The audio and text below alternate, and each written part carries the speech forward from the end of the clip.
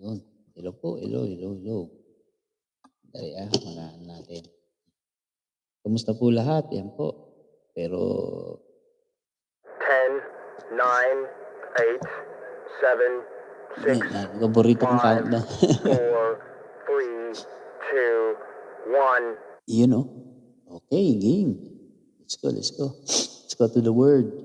1 Corinthians 2, 6:16. Ayan, 6 to 16. Ayan. The wisdom of God. Ayan. Dalihanin ako yung mga mic. Prepare tayo. Ayan. Ayan po. Sino po mga tatay na rito? Press 1. Yan po, type po nyo 1. Ay, ako magtatype ako 1. Tatay ako eh. Ayan. Ayaw magpindot. Yan. Press 1. Yung mga tatay na. Yan. Mga nanay, wag. mga tatay. Sino? Press 1. Ako lang ba tatay dito? Wala magpe-press 1. May mga anak na. Mga tatay. Wala. Ako lang ang tatay. Ako lang pala. Nag-iisang ama. Tatay. Okay, sige. Wala naman sumasagot. Yan. Press 1 po sa mga tatay na. Dinig po ba ako? Baka hindi ako nadidinig eh. May sound ba ako? Baka wala po akong sound. Dinig. Okay. Stephanie. Thank you, Stephanie. Okay. Boom. Sige. Salamat.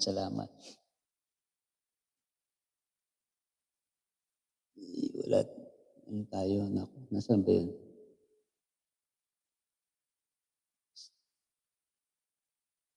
Nasa taas ka na. Si Stephanie 9, number 9.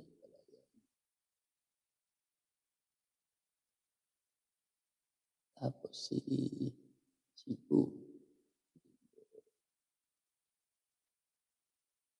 Okay. Nagdagal lang natin. Yan. Okay. Yan. Okay.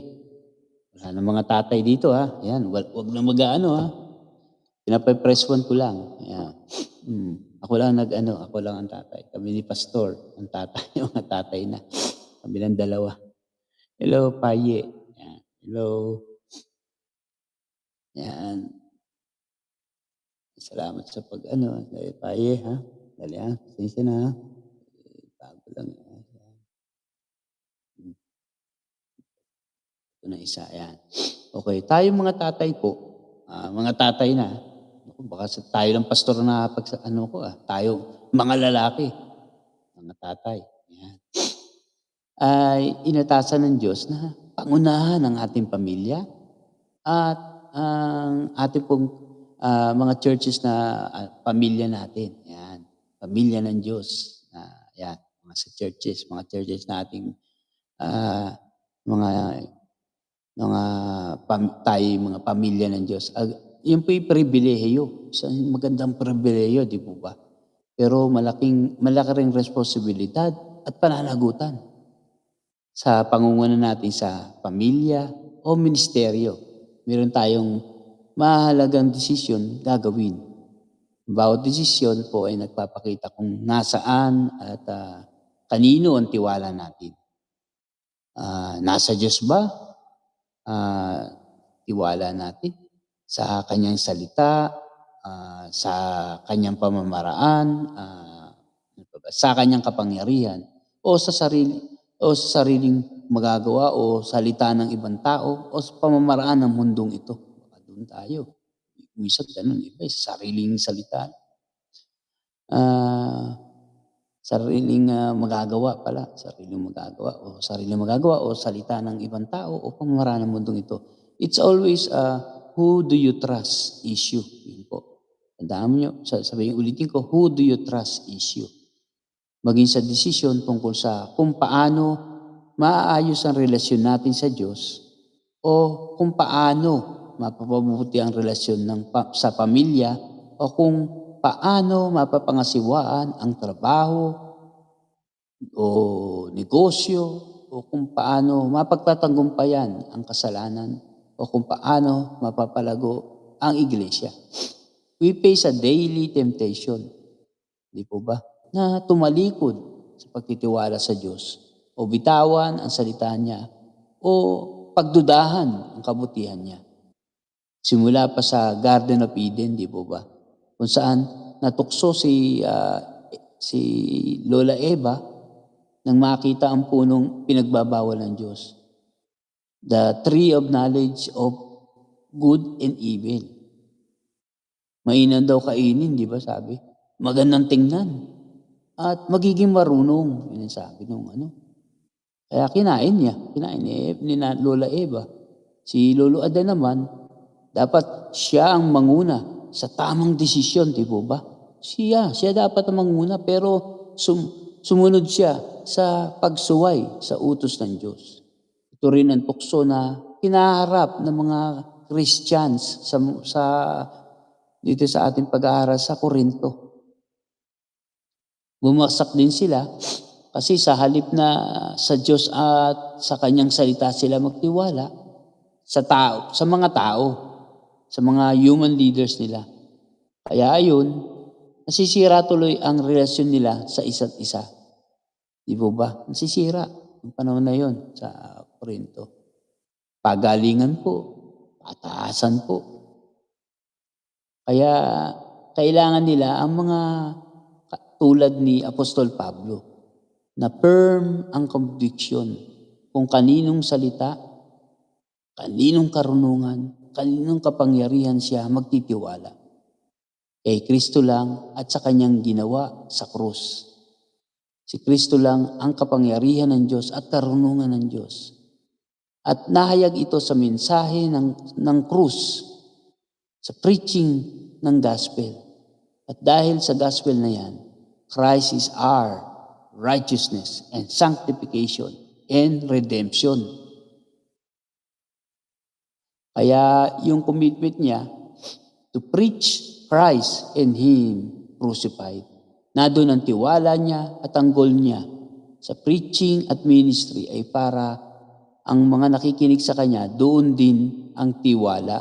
So that, sabi nga sa English, so that your faith might not rest in the wisdom of men. Na wala namang power to make us right with God and make us holy, kundi but by the power, in the power of God. Diyan tayo nag-end last time.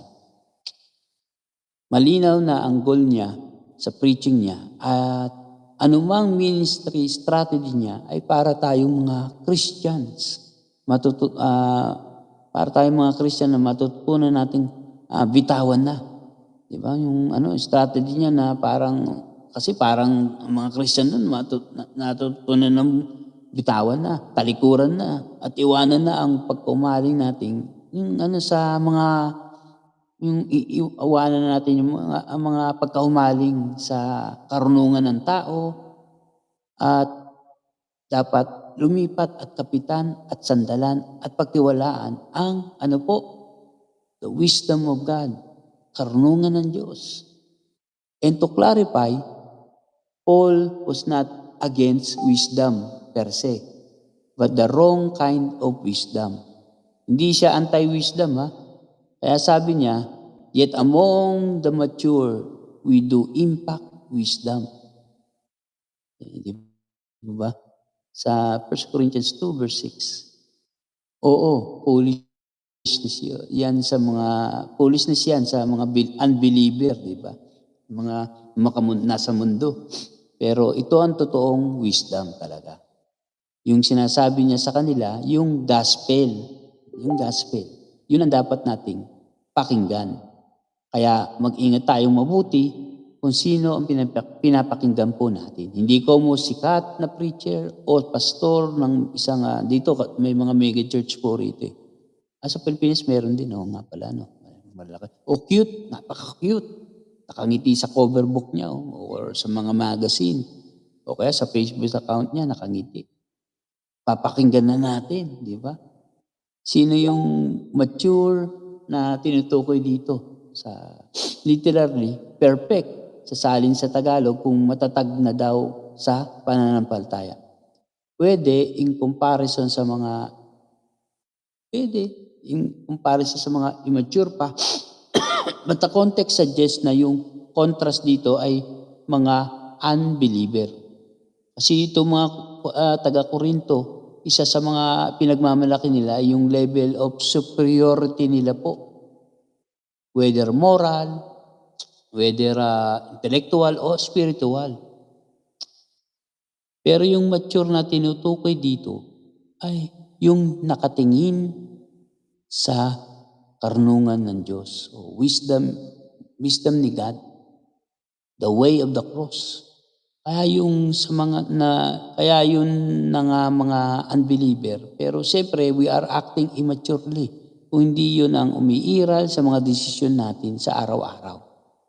Di po ba? Parang naman kasi tayong namamangka sa dalawang ilog. Sabi ni Apostol Pablo, huwag ganun. Huwag mamangka sa dalawang ilog. Let us fully lean on Jesus. Talagang kay Jesus tayo, dapat buo po yung natin, ang tiwala natin sa gospel. Hindi yung half-hearted. Half-hearted eh. Bakit yun ang sasagutin po niya? Yun po yung sasagutin niya sa verses 6 to verses 6 hanggang 16 para tulungan tayong mas maging buo ang kumpiyansa natin sa paraan ng Diyos. Ang gagawin niya ito in the series of 4 contrasts. May ikukumpara siya. Yung the wisdom of these ages versus the wisdom of God. Itong wisdom na binabanggit niya, itinuturo niya, he clarified, it is not a wisdom of this age or the rulers of this age. Hindi ito pansamantala lang, tulad ng mga bagay sa mundong ito. Kahit pa ito ay champion or represented by the rulers o yung mga taong tinitingala po sa society natin. Mga political leaders, mga religious leader, mga celebrity speakers. Lahat yan, panandalian lang, pansamantala lang. At bakit ka magtitiwala sa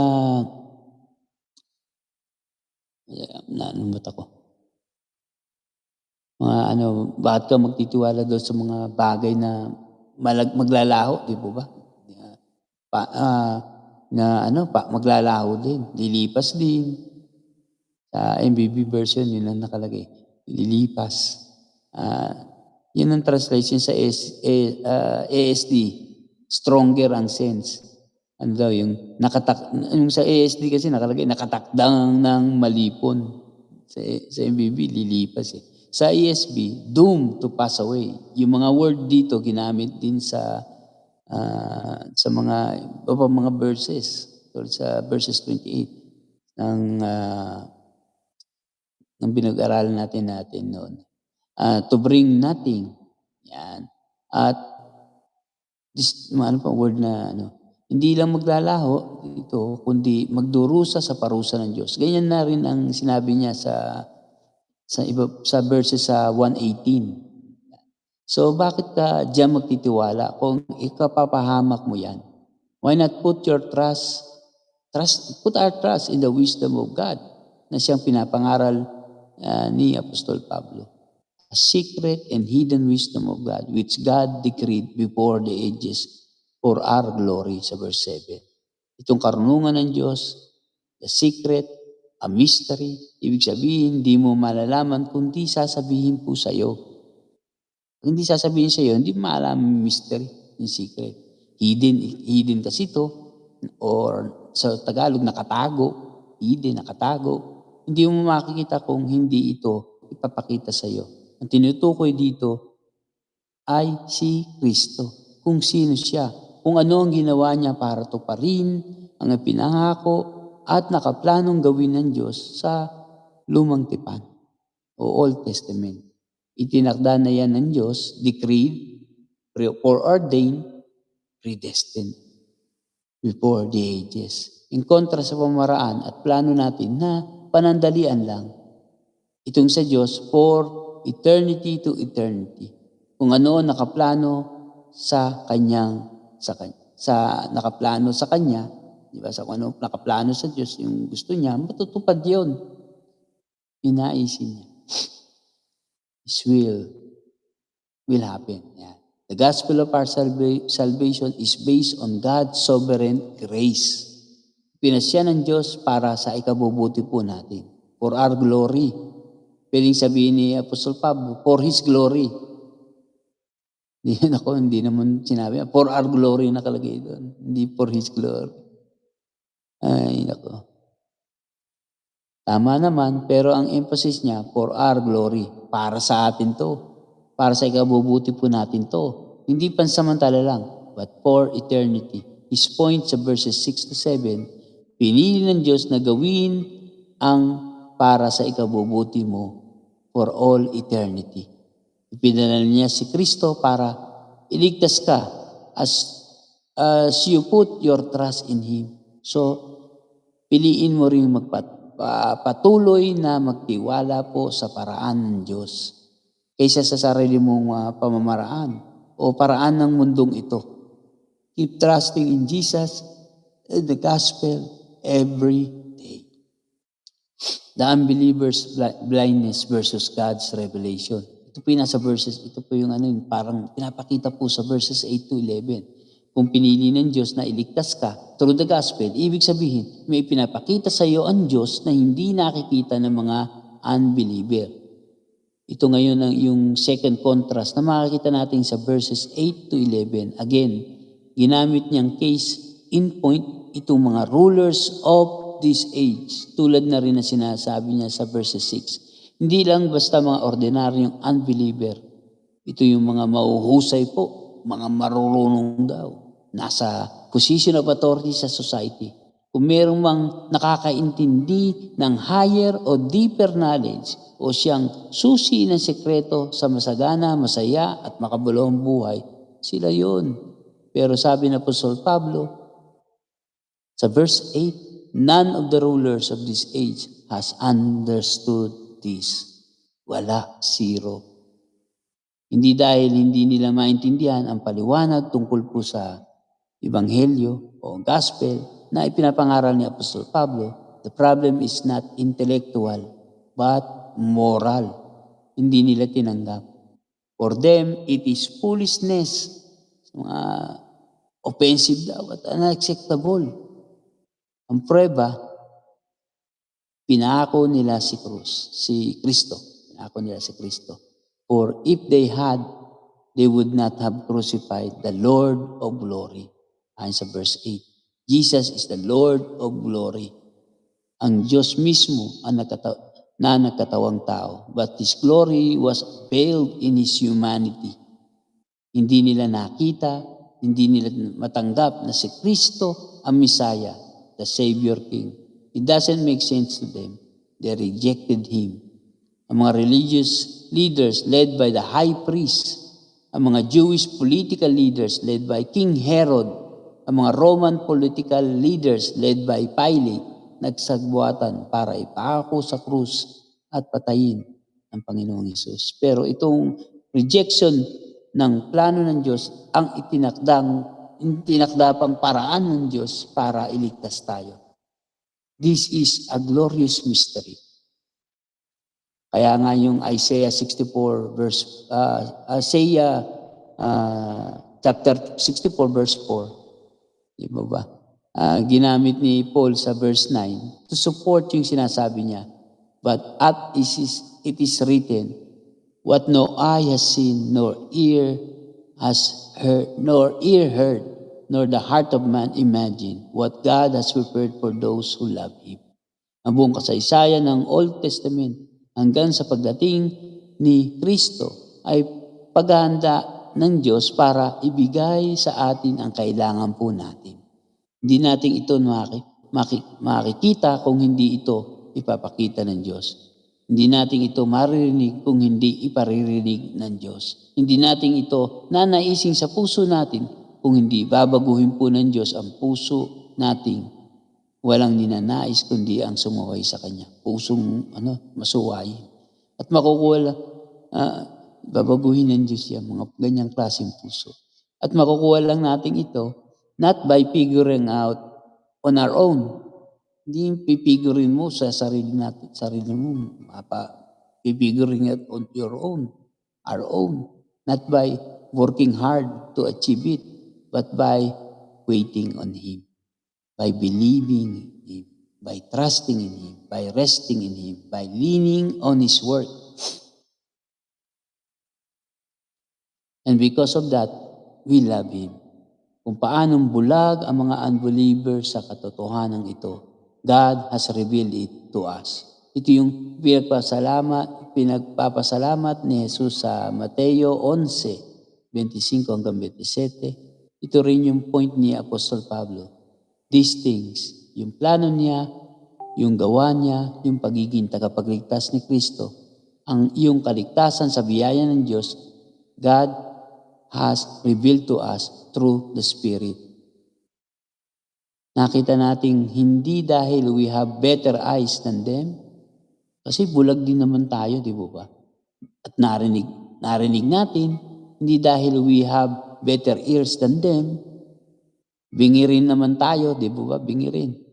Tinanggap natin, hindi dahil we have better hearts than them, patay rin naman tayo. Ang rason, the Holy Spirit. Ang Ama nagplano. Ang Anak ang nagsakato para ng plano. Ang Espiritu ang naglapat nito sa atin. Binuksan ang mata natin. Binigyan tayo ng tenga para marinig. At binago ang puso natin para tanggapin natin ang gospel. God, the Father, the Son, the Spirit is at work revealing Himself to us. But when the Helper comes, whom I will send to you from the Father, the Spirit of truth, who proceeds from the Father, He will bear witness about me. John 15:26. Makikita lang natin si Kristo, mananatili nakapokus lang tayo kay Kristo through the Spirit in our hearts. Walang ibang makapagtuturo sa atin ng mga bagay na dapat nating maunawaan tungkol sa Diyos at sa gawa niya maliban sa Espiritu. Paano magagawa po ito ng Espiritu? Tinatanong nyo. Because the Spirit is God Himself. Yun naman ang point ni Apostol Pablo sa sumunod. For the Spirit searches everything, even the depths of God. For who knows a person's thought except the spirit of that person which is in him? So, also no one comprehends the thoughts of God except the Spirit of God. Ayon sa 1 Corinthians 2:10-11. Hindi ko alam kung ano ang iniisip mo, pero ikaw, alam mo, di po ba? Hindi natin alam kung ano nasa isip po ng ating Diyos. His ways are not our ways.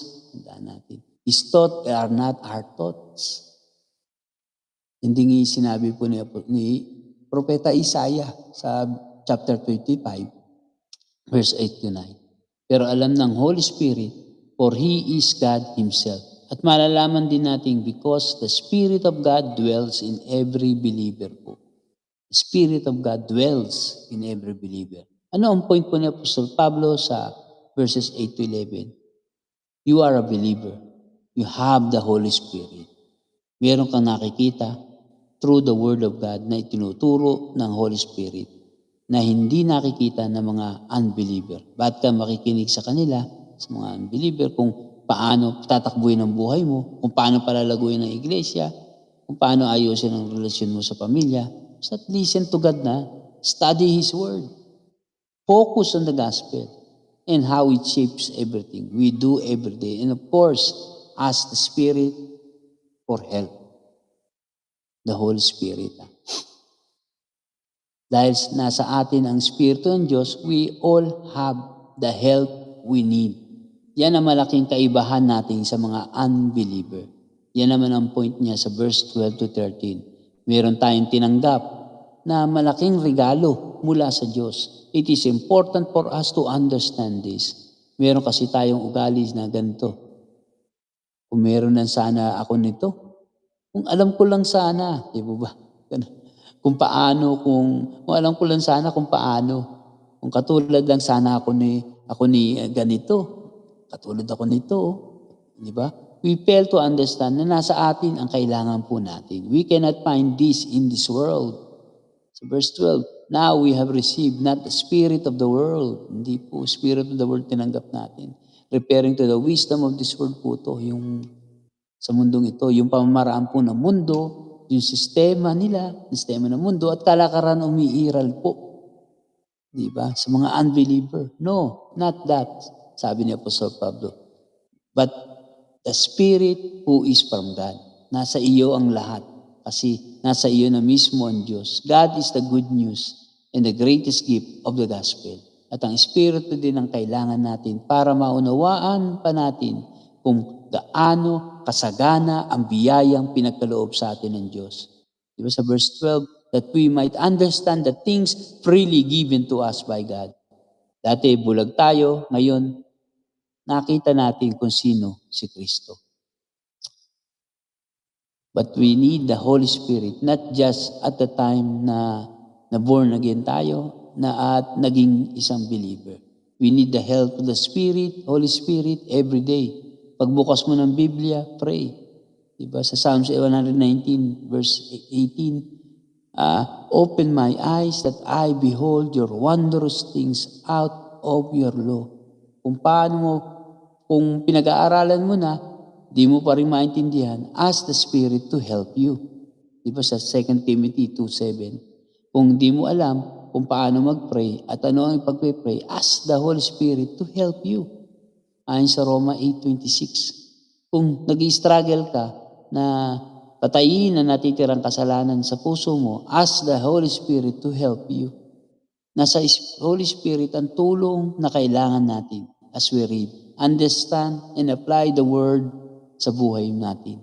Ito rin ang tulong na kailangan naming nagtuturo po ng salita ng Diyos. Mga times na we feel helpless sa ministry, yung mga ginagawa kung ginagawa na ng pastoran lahat, di ba? Yung kung alam dapat gawin, andun na nga rin yung temptation na to adopt the ways of the world, o kung ano po yung trending, kung ano yung naka-trending ngayon sa mundong ito, para ma-attract po yung mga unbelievers sa church, para dumami ang mga miyembro, para mas mag-interesado sa Word of God ang mga tao, para magbago ang matitigas ang ulo. Pero wala pa rin. Itinuro ni Apostol Pablo na tulad niya, ang kumpiyansa niya ay wala yung sa sariling husay at talino. Wala rin sa kakayahan o pamamaraan ng mundong ito. Di po ba? Kundi nasa Holy Spirit, nasa Espiritu ng Diyos. And we impact this world not taught by human wisdom, but taught by the Spirit, interpreting spiritual truths to those who are spiritual. Yes, pag-aaralan nating mabuti ang salita ng Diyos. Pagbubutihin natin ang preparation, yung pag-prepare. Ang mga pastor nagpe-prepare, pinagbubuti yung prepare sa preaching. Na, diba, pag linggo kailangan mag-preach, diba? But ultimately, katulad dito sa paghanda ko rito,